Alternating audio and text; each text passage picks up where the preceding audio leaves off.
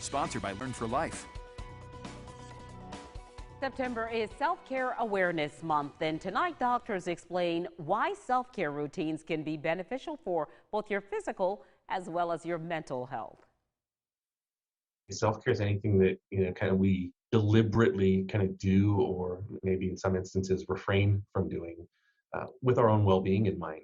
Anything that promotes our own physical, emotional, psychological, or spiritual well-being doesn't really have to be any more complicated than that.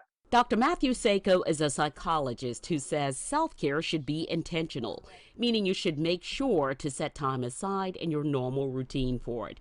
It also doesn't have to be something demanding or expensive.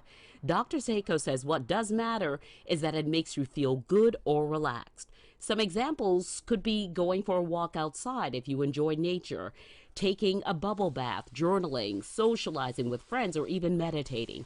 It can also be something physical like working out or eating healthy. He says self-care is not about being selfish. In fact, it's quite the opposite. It allows you to take some much needed time for yourself.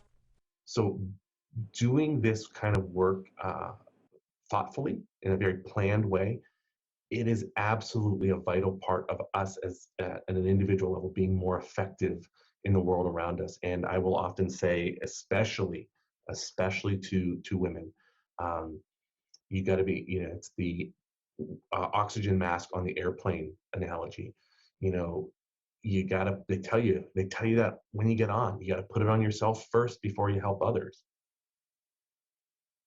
Dr. Seiko says developing a self-care routine can take time in some cases, especially if you're trying to get used to new habits. So don't feel pressure to meet a certain expectation or even deadline.